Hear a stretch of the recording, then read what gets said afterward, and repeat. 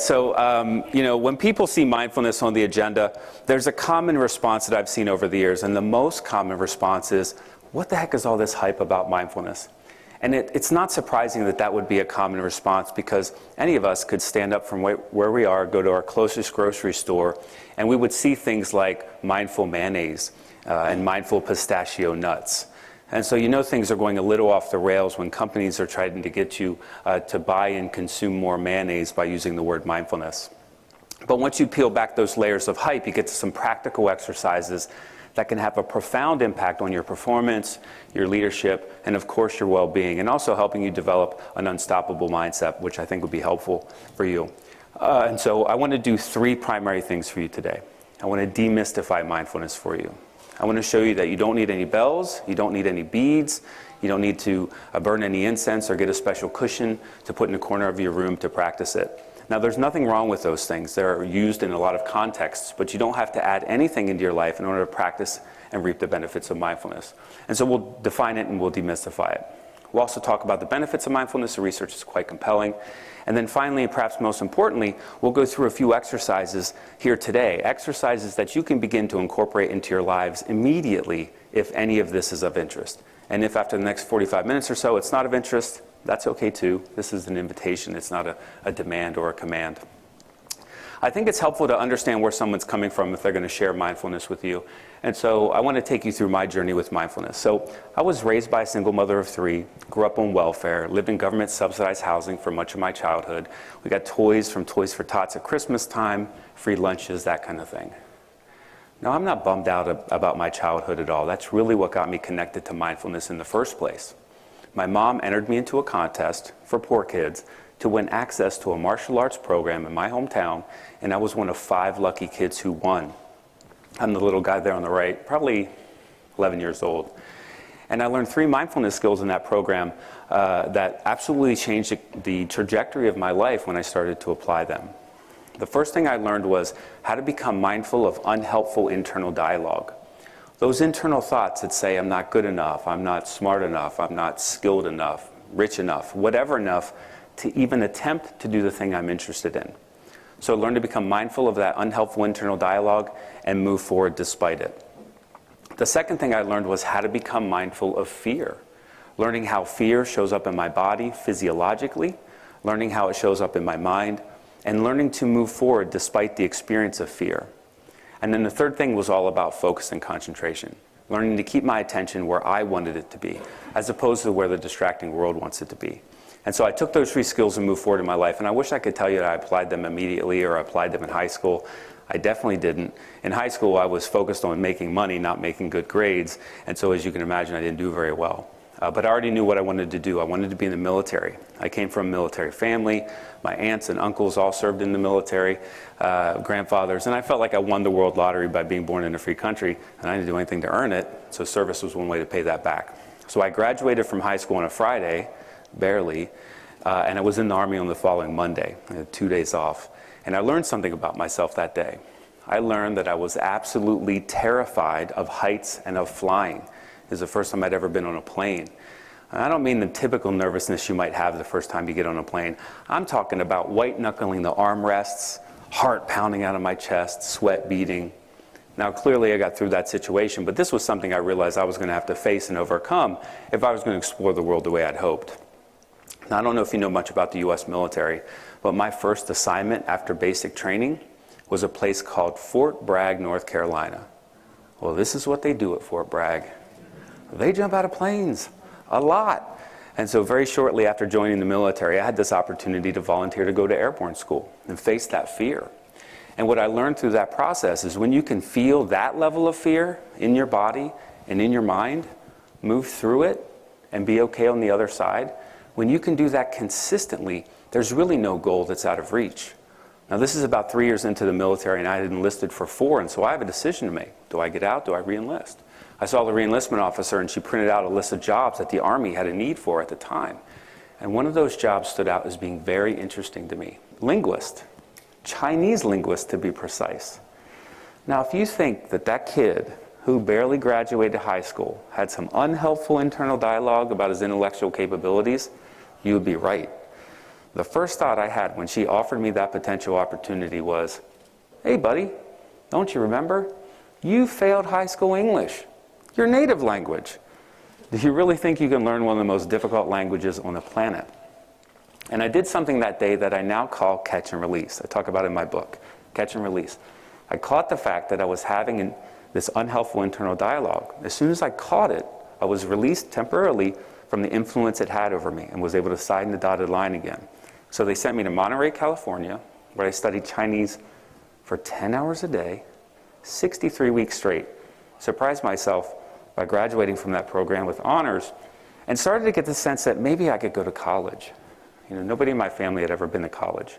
We didn't sit around the kitchen table talking about universities in my house. And so I started to dip my toe into college, taking college classes and my different military assignments around my career, and eventually wrapped it all up into an online undergraduate program in Bellevue University, Nebraska. Now, I've never been to Nebraska. That was all online. Now, this is 10 years into the military. I decided to leave the active duty and join the Department of Defense as a civilian. If I was to ask you to guess, what country do you think the U.S. Department of Defense sends Chinese-speaking civil servants? The first country that pops in your mind probably isn't Afghanistan. But I deployed to Afghanistan, came back, deployed to Iraq, and after those two assignments, I went to a school called the Joint Military Attaché School, which is essentially a school where you learn to become a diplomat, and then I was assigned to the U.S. Embassy in Beijing, China.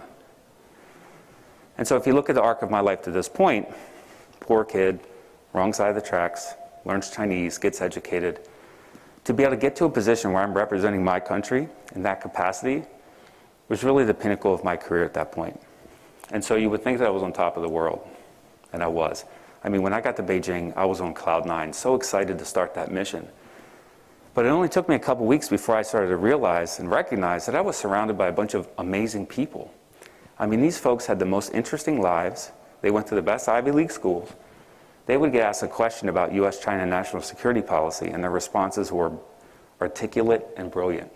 And I started to feel like these folks are going to figure me out. They're going to realize I didn't come via the same path that they did. Someone's going to ask me a hard question, and I'm not going to know the answer. Certainly not the way they knew it. And so it really started to sap my self-confidence, and I started feeling like an imposter. And so when a colleague of mine at the embassy suggested that I apply to Harvard when I was thinking about going to grad school, I told him he was out of his something mind. I'll let you fill in the blank there. And I told him, like, you know me pretty well, but maybe you don't know I barely graduated high school. And in the quietest whisper I could come up with, I shared with him that I went to school online for my undergraduate. And I went to school online before it was cool. And I'm not sure if it's cool yet, despite the last 2 years or so. Everybody going to school, doing everything online. But I told him, I don't want to waste my time or my money on something that's absolutely impossible. Now, I don't know how you determine success for yourself. I certainly don't think success is just achievement after achievement. We could have a whole discussion about success and true fulfillment in life. But I certainly had enough evidence in my life that just because something seems impossible or feels impossible, or my brain tells me it's impossible, doesn't mean it actually is impossible. Yet in that moment, that's exactly what my brain was doing. And I got curious about why. And what I've discovered is because our brains aren't designed to make us happy. Our brains are designed to keep us safe. And so what my brain did in that moment was predict what's the likely outcome of this scenario. And it predicted failure. Well, what does failure equal? From our brain's perspective, failure equals pain. And so in order to avoid that pain, my brain served up the thoughts, the beliefs, and the impulses that would nudge me towards safety, towards inaction in this case, to keep me in my comfort zone. Well, our comfort zones are more like cages. Our comfort zones are where dreams go to die. Fortunately for me, my colleague asked me on a regular basis, did you apply? I think you have a chance. And finally, my catch and release system, the catch and release technique, came online. And I caught the fact that I was generating and believing in this elaborate story about how I knew how all this was going to play out. I knew all the ins and outs of the admissions process. And essentially all I was doing was preemptively ruling myself out of the potential opportunity. I wasn't even allowing them to rule me out. And so I released that story and did the only thing I had absolutely any control over, which was to submit an application. And so I applied, and much to my surprise and many other people's surprise, I got accepted to Harvard. One of the most emotional days of my life.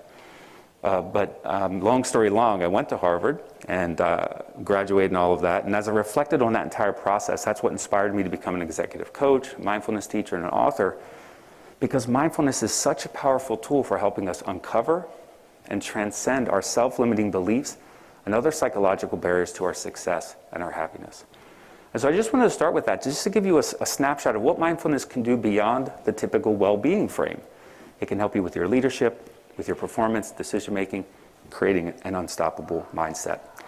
So let's get to the million-dollar question. What is mindfulness? If you take a look at this image on the screen here, you'll see two individuals. They're in the same scene, few trees, the sun's out. And I don't know what's going on in the mind of the individual on the left, but they're definitely not present for what's right in front of them. Maybe it's busy season for them, or maybe they're trying to figure out what they're going to do.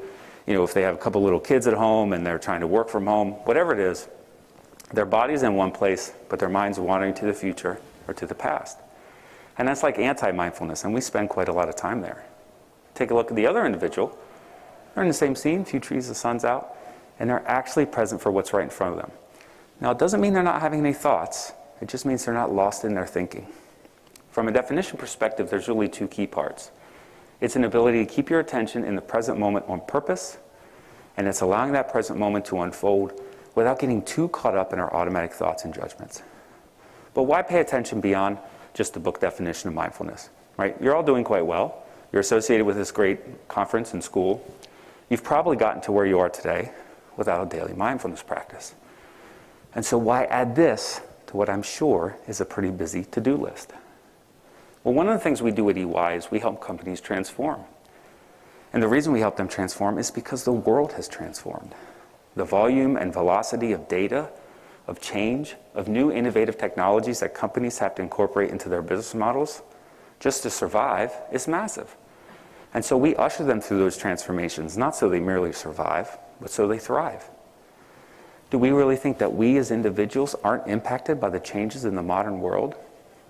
I'm absolutely certain that the amount of information you have to deal with and process on a daily basis is much more than it was 5 or even just 2 years ago. And then there's this blurring of home time and work time. I mean, prior to the pandemic, it was a pretty blurry line. And now with the pandemic, for many people, there is no line between home and work. And then there's this constant barrage of attempts to hijack your attention in this new attention economy. Now, most people feel like they control their own attention. They decide what they want to pay attention to. But I think that's a bit of an illusion in today's modern world. There's probably 1 or 2 applications on your phone that command a huge amount of your attention. And then your work colleagues, the things that you're doing, like or schoolmates, they command a huge amount of your attention. Maybe you binge watch a show from time to time that gets some of your attention. Excuse me. And then what's left over, if any, gets issued out to your friends and your family and your loved ones. And if we're honest with ourselves, what's the quality of that attention? Is it high quality, true presence with our friends, family, and loved ones? Or is it some form of constantly distracted, barely there type of attention? I submit it's probably the latter. And I believe that because I pulled a stat from a survey that was done not too long ago that measured how many times we're touching our phones every day on average. The average was 2,617 times a day. That is crazy. I mean, there's only 1,440 minutes in every day, and hopefully you get to sleep for some of those. Entrepreneurs don't sleep a lot, but hopefully you sleep a little bit. And so when you calculate time sleeping, now we're looking at a stat that's telling us we're touching our phones on the order of 1 to 3 times per minute. That is a massive distraction coming from just one single device in our external world. And it's not just the external world that distracts us. I imagine many of you in here drive a car or have a driver's license.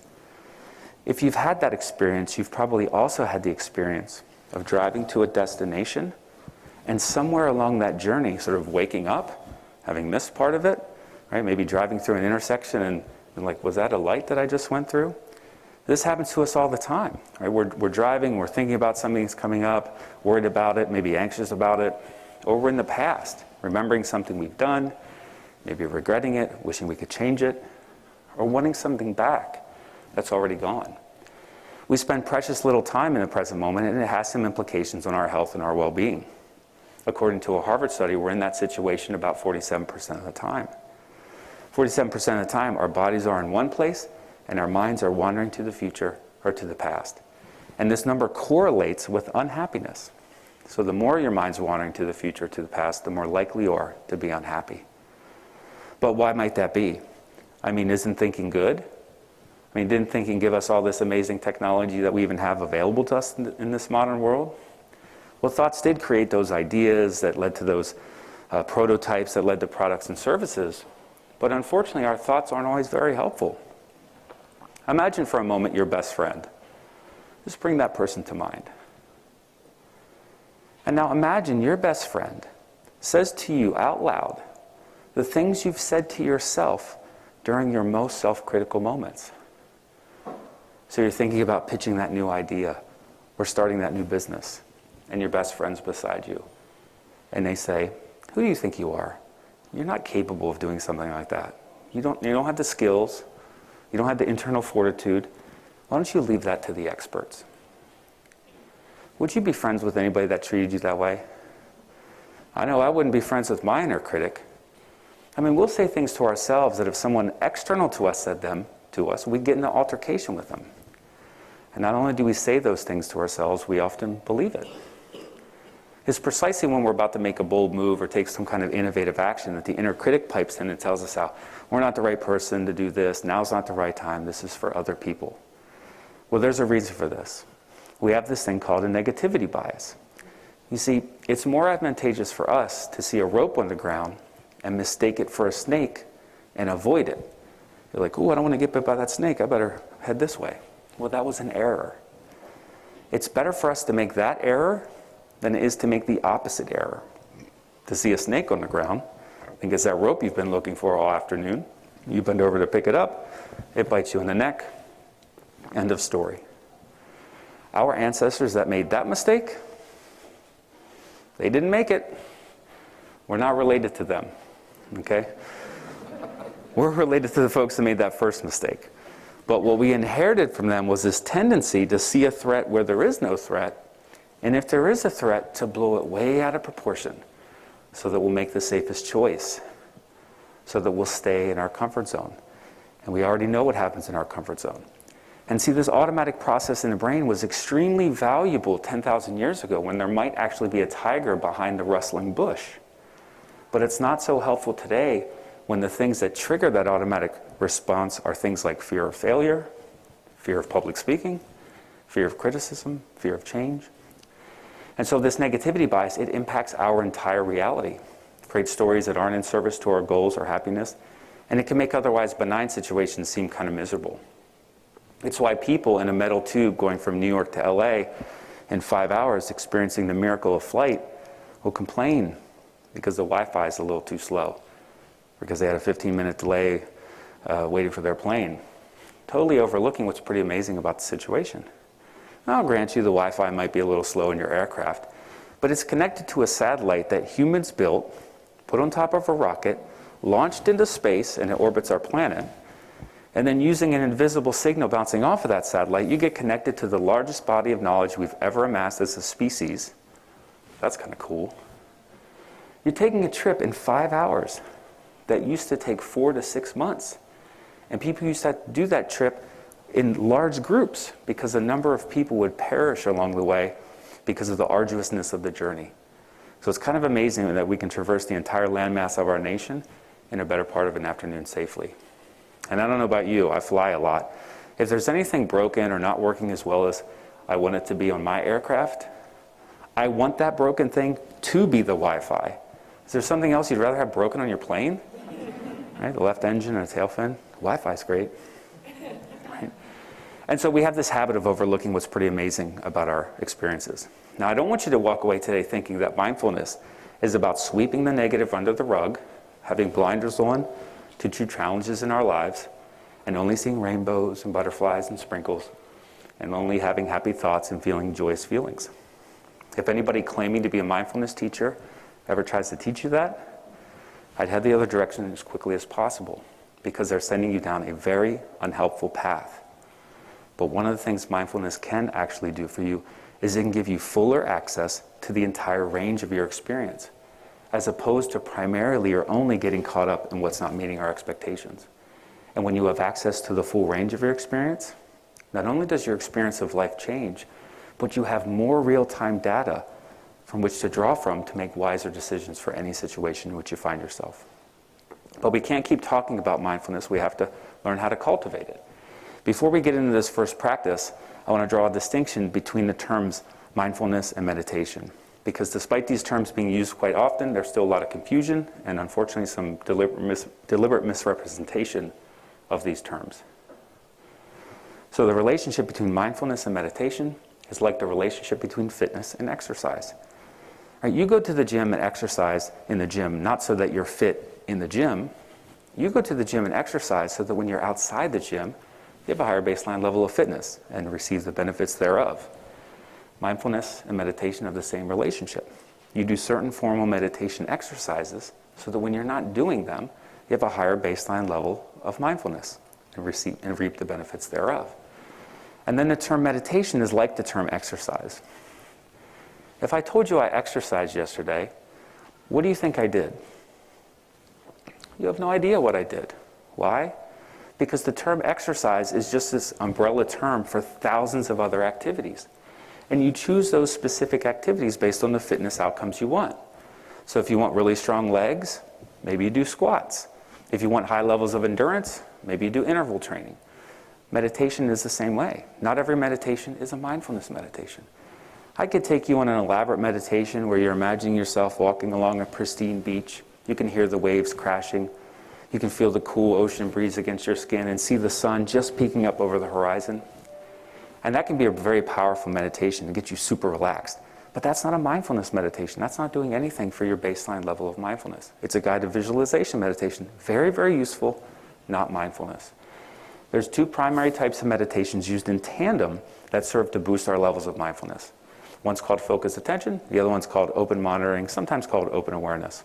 We only have time to do one today, so we'll do a very quick focused attention meditation. And if you remember from the beginning of the session, I shared with you, you don't have to add anything into your life to practice mindfulness. And so what we're going to focus on are the physical sensations of breathing. And when you focus on the physical sensations of breathing for this type of meditation, it's called an awareness of breath meditation. So if you're willing, we'll do a really quick exercise right now if you're okay with it. So I invite you just to sit up a little bit more straight in your chairs and allow your feet to be flat on the floor. And I do see a lot of kids here. There might be some folks coming in here soon. I shouldn't say kids, sorry about that. All right, so, and the whole point behind sitting up a bit more straight and putting our feet flat on the floor is just to be more awake and alert. You can place your hands anywhere that feels comfortable for you. On your lap. You don't have to hold your hands in any special way. That's not going to make you a better meditator. And I invite you to close your eyes if you're comfortable with that. Otherwise, you can angle your gaze down at about a 45-degree angle and soften your focus.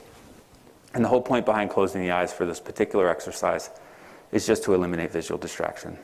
Okay, so we're sitting up a bit more straight, feet flat on the floor, eyes closed perhaps.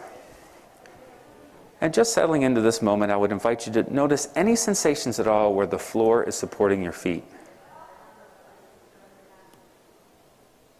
You might notice sensations of pressure where the floor is supporting your feet.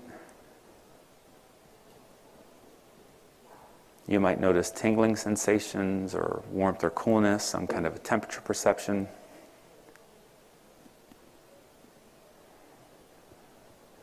You might notice there's a lack of sensation. If that's the case, it's perfectly fine. We're not trying to make any sensations happen. We're just noticing what's here.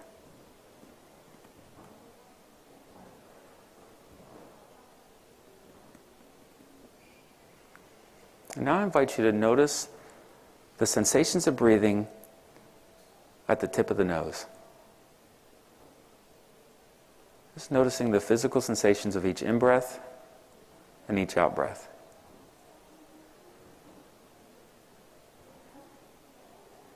And if you have any trouble noticing these sensations here, it's okay to go ahead and take one or two deeper breaths intentionally.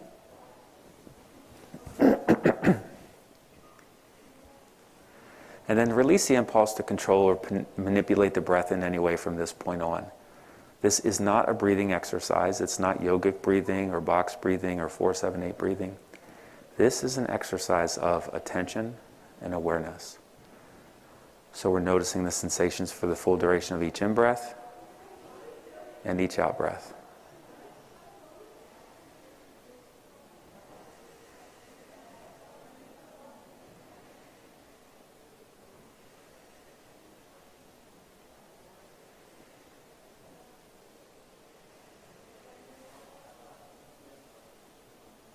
Now you may find after a few moments that the mind gets caught up in a thought. Maybe it's a judgment. Maybe it's a judgment about the exercise you're doing right now or how well you think you're doing it. Maybe it's a thought about what's still on your to-do list for today, or perhaps a memory or something else. When this happens, it's not a mistake. Simply notice what the mind got caught in, and then gently and firmly guide your attention back to focusing on the physical sensations of breathing.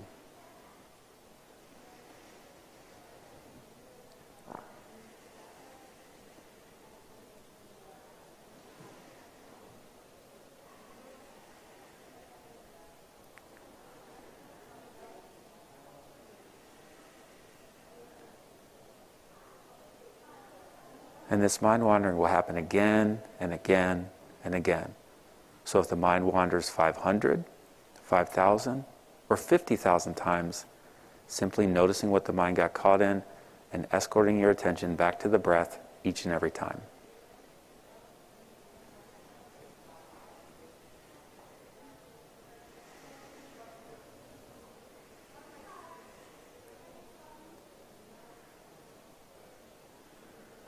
And whenever you're ready, inviting you to go ahead and open your eyes if you've closed them. Taking a moment to get your bearings, bringing your attention back into the room you're in, and then just checking in to notice what the impact of that short, it's probably 3.5-minute exercise, the impact it had on your state of mind or state of being. Not that we were striving to have a certain type of experience, but noticing what the experience was this particular time. And so what could that do for us? I mean, what could noticing the sensations of breathing do for anyone? Well, here are the results of our 8-week mindful leadership course I teach at EY externally. There's a version of it in this book. And these are 6 of over 70 things we track through pre- and post-course surveys. I'm not going to spend a lot of time on the slide, but I think a couple of these are worth noting. So obviously having more energy is great. Being able to think more clearly, that's probably important for an entrepreneur. Rumination down 14%. If you ever wondered why the most elite athletes in the world and elite military units cultivate mindfulness and train their minds on a regular basis, that's one of the primary reasons. Could you imagine a Major League Baseball pitcher throws a pitch, batter hits a home run, and that pitcher just gets caught up in rumination for the next 20 or 30 minutes? I can't believe I made this stupid mistake. What an idiot. And he ruminates like that for the next 2 or 3 or 4 batters. You think he would even be in the major leagues? I doubt it. Not with that level of an untrained mind, right? Feeling more balance between work and life. I mean, how could that happen? And so the first exercise I went through with you was a formal mindfulness meditation. Set aside a specific time of day and do it. This next exercise is an informal practice called the stop practice or the pit stop practice. You can use this anytime that's helpful, maybe between meetings or between classes, or if you're in the middle of a conversation, things are getting a little heated, and you want to respond thoughtfully as opposed to reacting automatically, you can use it. S stands for stop. You just stop for a moment. T stands for take a breath and notice the sensations of breathing just like we did in that earlier exercise. O stands for observe. Observe something in your external environment. Pattern on the carpet, picture on the wall. And then turn that observation inwardly and observe what's the inner weather pattern. What thoughts are here? What emotions? Not trying to suppress them or push them away, but just observing the fact that they're here. And then P stands for pose and proceed. Pose a question to yourself silently, what's important now? And then you can allow what comes up in response to that question to help inform how you proceed, so you can proceed with intention. So you can respond thoughtfully as opposed to react automatically. And so one place I use this is between home and work, because I work from home quite a lot. This is my first in-person event in quite a long time. And so when I'm about to make that transition from work to home, I do this, stop, take a breath, observe, pose a question now. What's important now? And what comes up for me often is that I want to be as present as possible for my wife and son. And then I move into that part of my day. Now, does that mean when I'm in that part of my day, I never have to take a client call or have some kind of a work email? Of course not. I live and work in the real world. That has to happen from time to time. But if I don't do these exercises and cultivate this ability, I'm much more likely to be reaching for my phone, whether it's beeping or buzzing or not. It's okay, come on in. And my son may come up to me at the end of his day and want to tell me a story. And it may be the only story that kid wants to tell me all day. But I could be so into my phone that he turns around and walks away in the middle of that story. I might not even recognize that that interaction even happened. It's certainly going to register in his young mind. That's not an experience I'm keen to give him or my wife. And so how can mindfulness help with something like work-life balance? I only have 2 or 3 hours a night with my family. It can be 2 or 3 hours of constantly distracted, barely there type of attention, or it can be 2 to 3 hours of true presence where I'm there in body and mind. And so doing these exercises isn't just going to change some score I get on a pre- and post-course survey. It's not just going to impact my experience of those 2 or 3 hours. It's actually going to change their experience of those 2 or 3 hours. And that's the power of mindfulness. It just doesn't help you. It helps everybody around you. Now, when we first started this session, I shared with you my personal journey. And you all are on an unknown but promising journey as well. And it's going to be full of successes and accolades and love. And it's going to have its fair share of setbacks, failure, and heartache. I would encourage you to be present for it all. For just as you can't truly know sweet without also knowing sour, it's our challenges in life that make our achievements so fulfilling. And don't miss all the small, subtle, seemingly trivial moments between your to-dos, your tasks, and your lofty goals. Those goals and tasks are important, to be sure. Just like the finale is a very important part of the symphony. But the point isn't just to get to the end of the symphony as fast as possible. Each note, high or low, and even the silence between those notes is the point. Without all of those elements, you wouldn't have any music at all. It's kind of like dancing. The point of dancing isn't to get from one spot on the dance floor over to another spot on the dance floor. The point is in the dancing itself. So enjoy your journey. It's going to look like this here. The one on the bottom. Okay? It's not going to look like your plan or your expectations. But that's okay. Each of those moments, high or low, is a note in the symphony of your life. Be grateful for them. Be present for them. You don't want to get to the end of that journey, like the end of that car ride, having missed a lot of it because you were lost in thought. Look, mindfulness isn't just going to boost your emotional intelligence and make you a better leader. It's not just going to help you navigate the inevitable ups and downs of life with a bit more resilience and a bit less stress. It's not just going to help you catch and release unhelpful internal dialogue and other psychological barriers to your success and happiness. It'll do all those things. But what it'll also do is help you greet the last moments of your journey knowing that you were awake for the whole show. And that, ladies and gentlemen, is one of the sweetest fruits of mindfulness. And with that, I thank you.